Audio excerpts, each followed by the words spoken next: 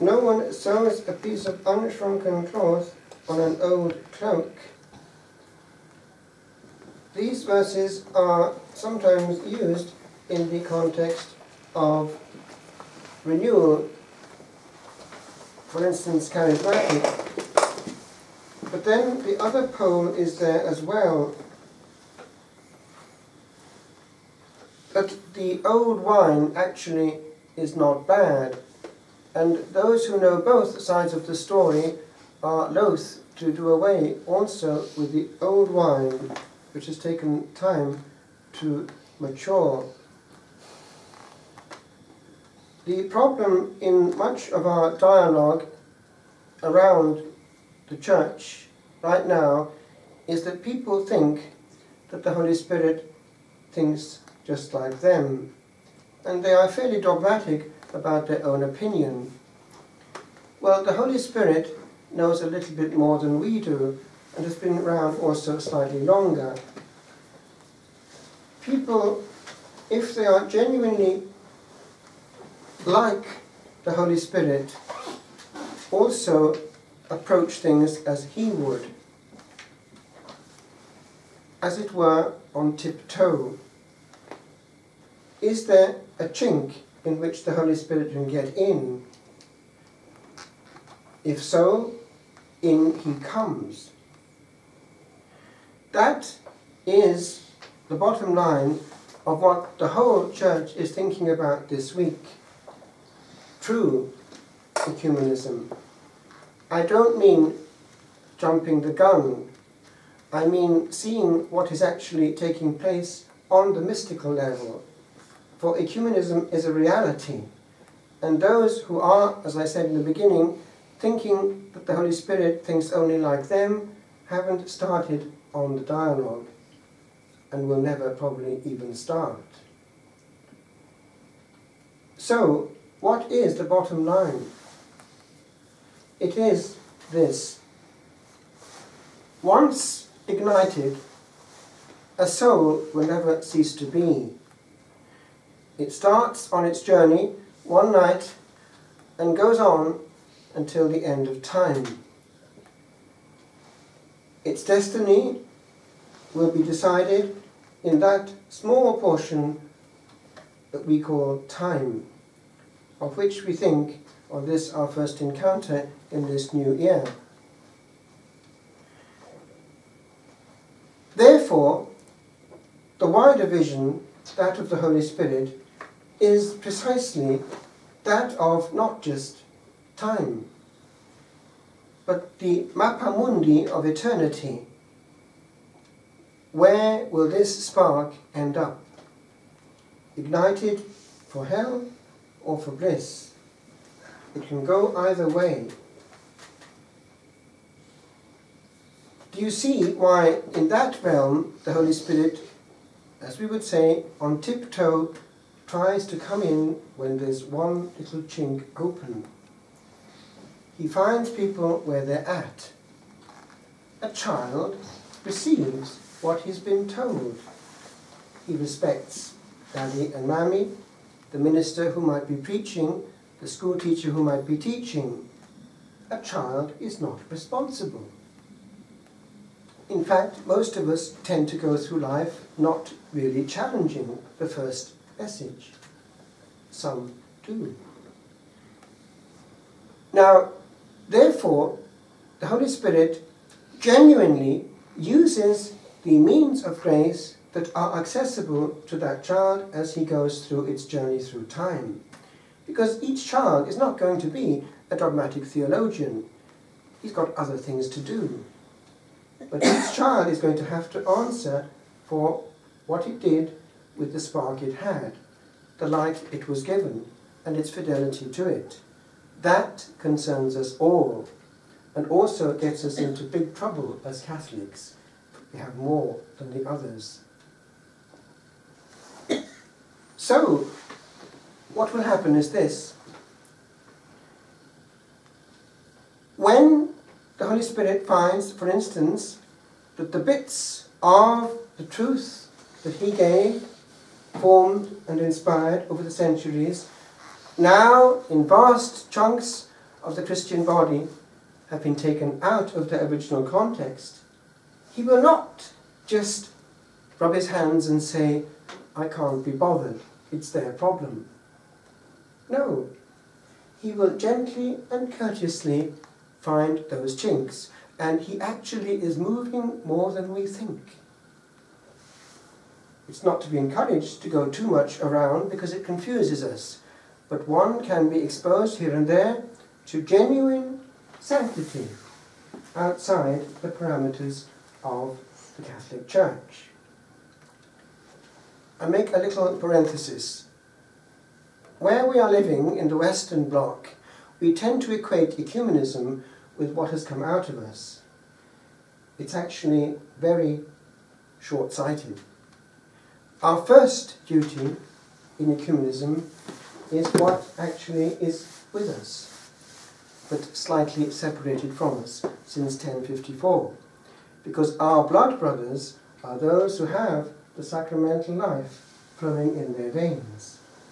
Where you have bishops, you have the real presence, you have forgiveness of sins, you have a certain preservation with regard to dogma, you have the communion of saints, often very well honoured. I mean the Eastern Orthodox bloc. You have those who have the best of both worlds, in a sense, those who have the Eastern rites, but are in communion with Rome, and there are lots of them. You find them in bridge countries like Romania, Ukraine, and so on. But then we have what we tend to be thinking about this week in this part of the world, those who have come out of us. In Ireland, unfortunately, because of the Troubles, things are a bit backward in practice with our dialogue with certain types of our brethren in that sphere.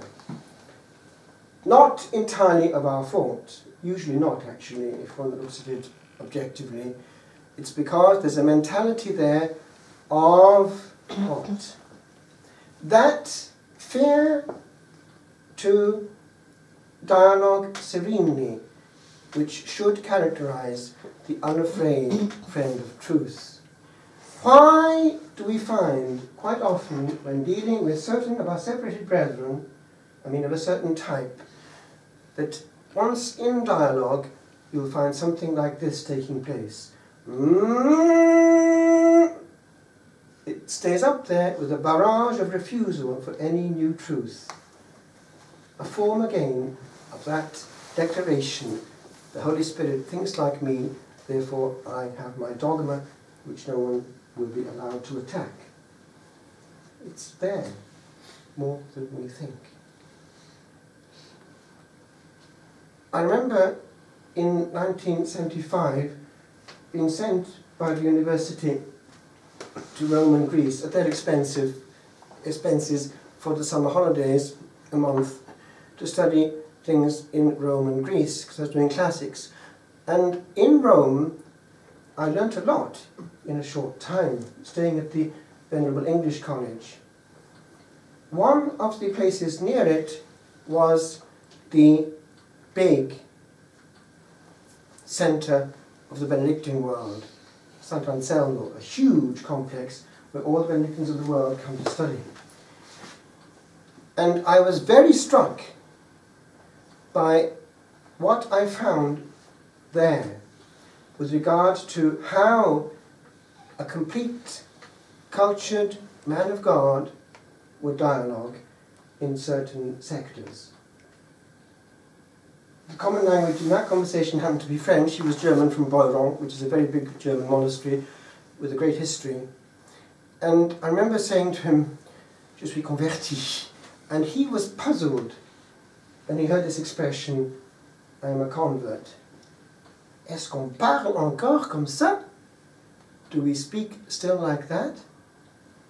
In other words, already in 1975, the word convert was just not to be used in theological dialogue when talking of Christians baptized outside the parameters of the Catholic Church, because baptism is the conversion and grace is already there. And that is already the bottom line of all ecumenical dialogue. And so I realized more and more as the years went on, and actually fairly recently, when Pope Ratzinger, Pope Benedict was still Pope, noticing in the Osservatore Romano that one of his closest friends, with whom he liked to communicate and find relaxation of soul, was the Lutheran bishop with which he'd spent years and years of sharing in private.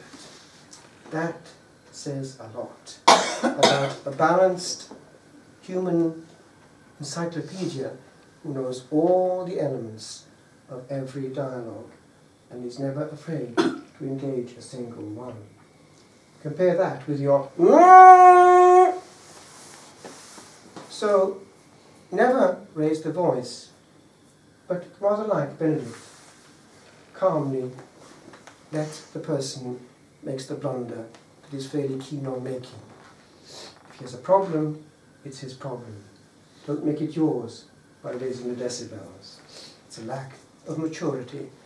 And serenity is far more conquering in dialogue than decibels. Which brings me to where I also want to land. The truth is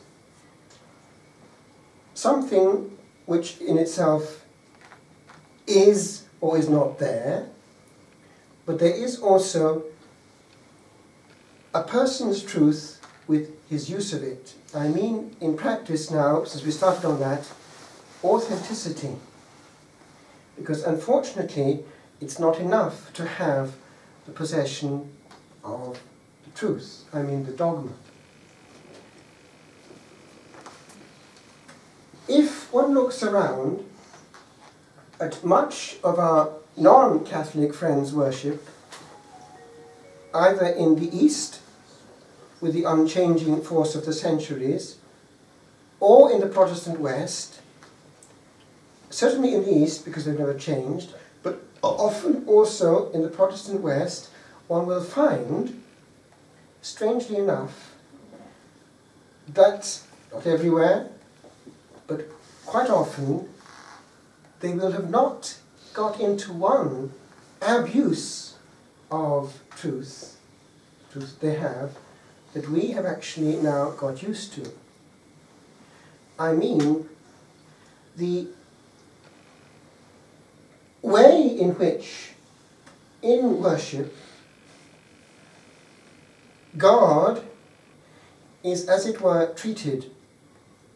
Because we have an illness which has become more evident since the Second Vatican Council, which in some of our Protestant brethren you will not find.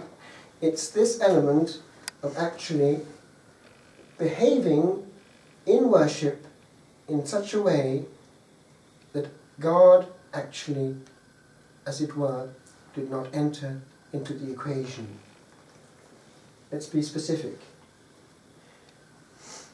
To enter into mode of worship, and in the very act, to disobey the one that one is worshipping, in practice for us who have the maximum and the will of God manifested, do the red rubrics and say the black, the print, that's the classical norm in liturgy, do the red and say the black.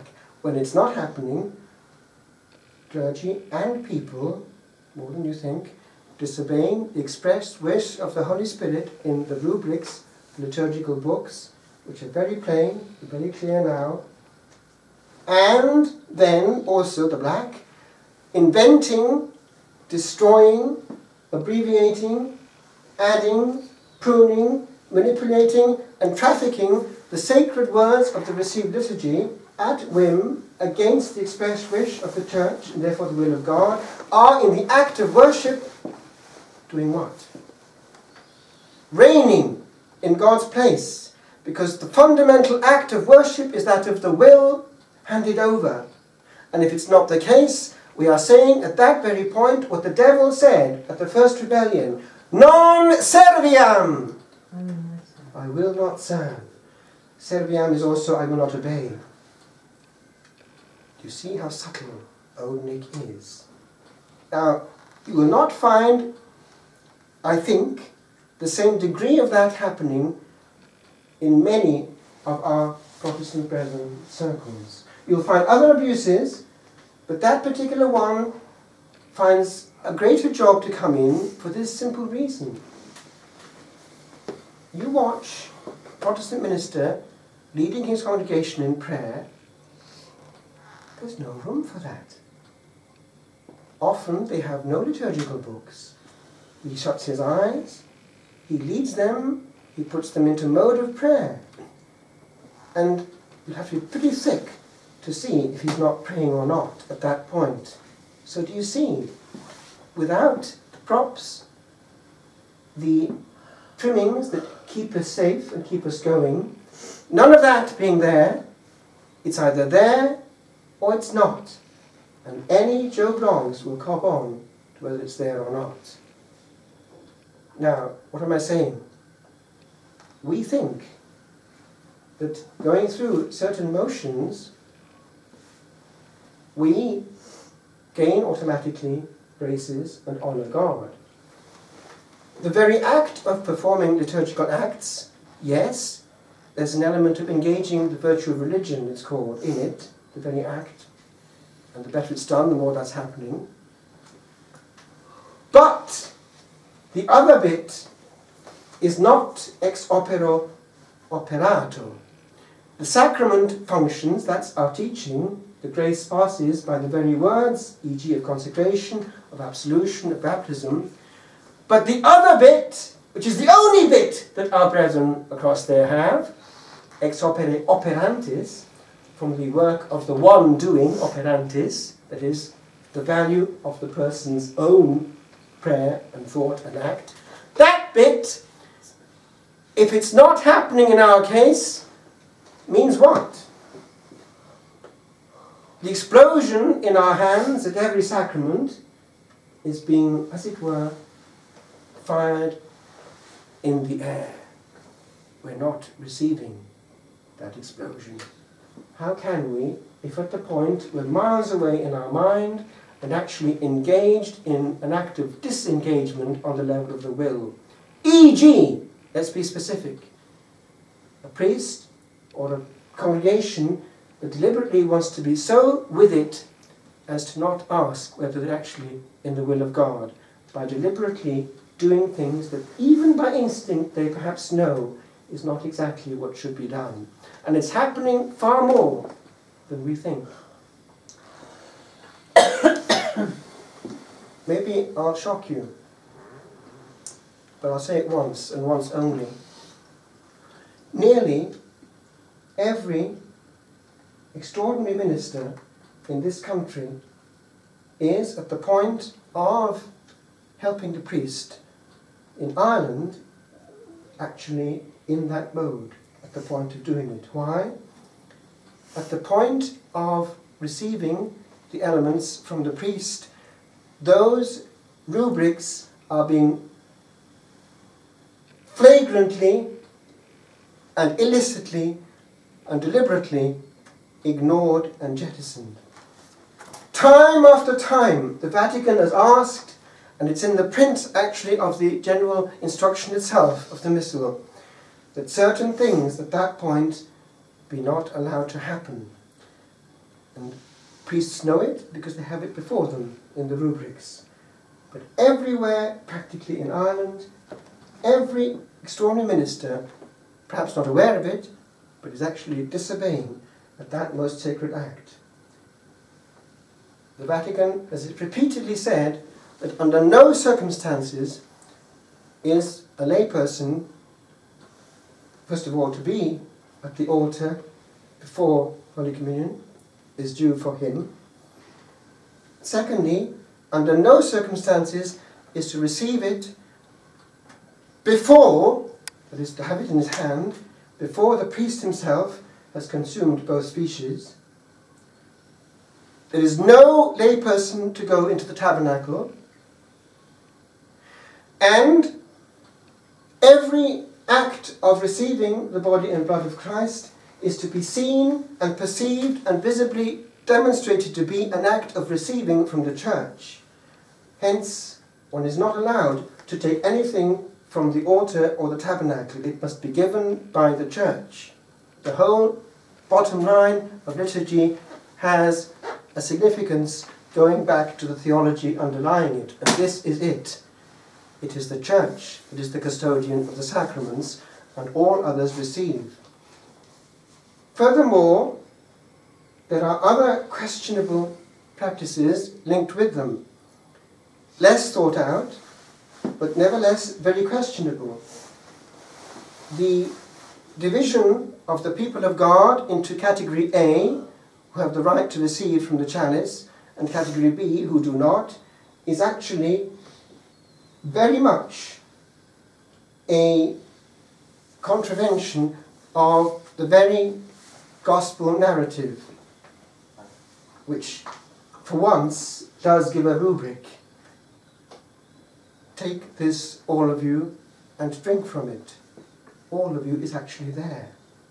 So this category A and category B is questionable.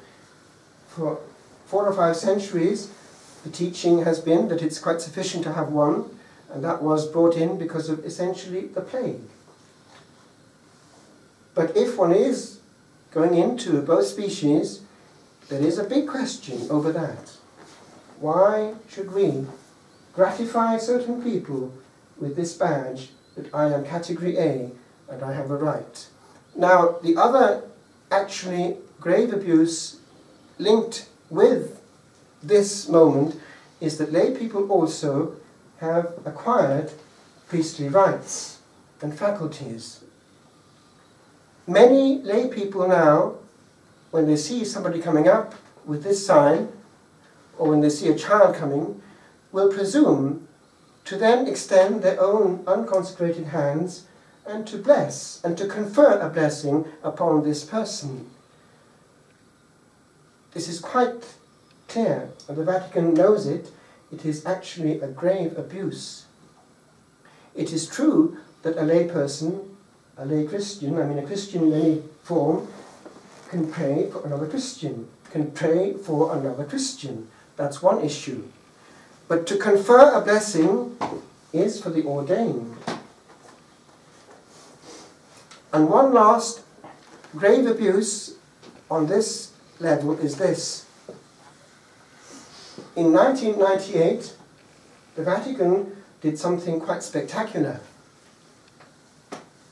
It hardly ever happens, but under the aegis of Cardinal Ratzinger, heads of various dicasteries in Rome, of the Vatican I mean, heads of sections of the Vatican, because they're quite separate, each one has his own business, produced a very powerful document,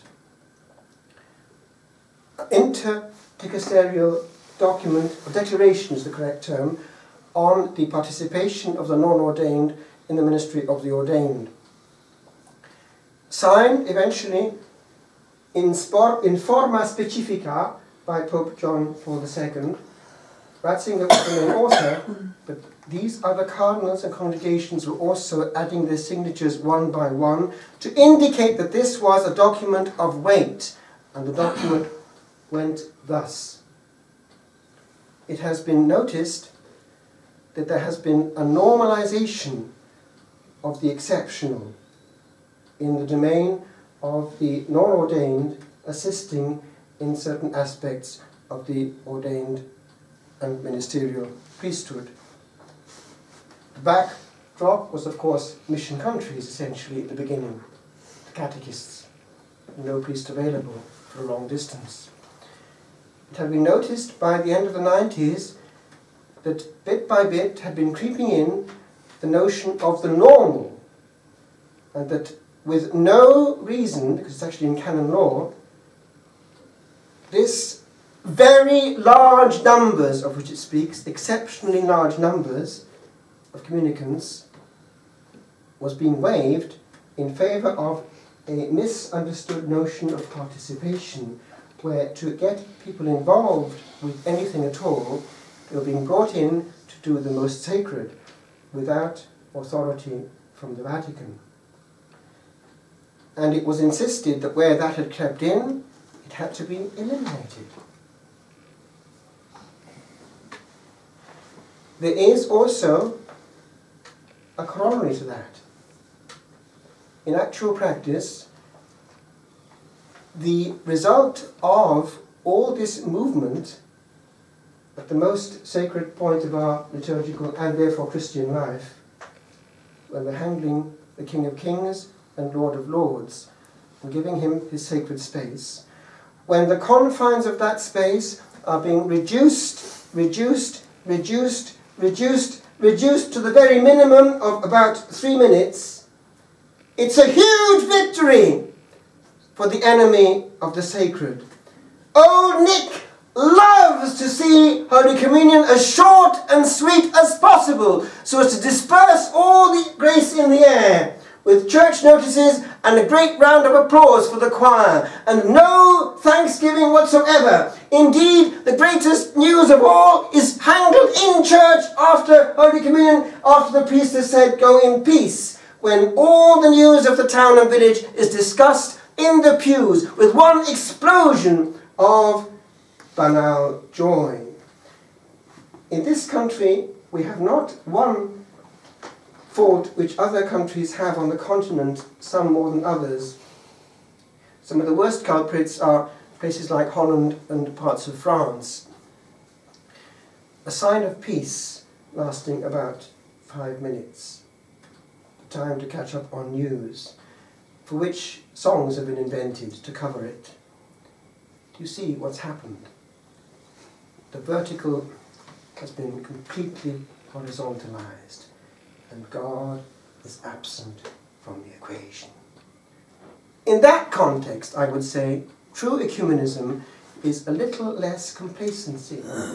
It's one thing to have all the dogmatic truths, have all the sacraments in our hands, but in the eyes of God, maybe, there is more sincerity in many a humble, hidden chapel that makes no noise, but from Sunday to Sunday loves and adores Jesus in the simple way that they've ever known.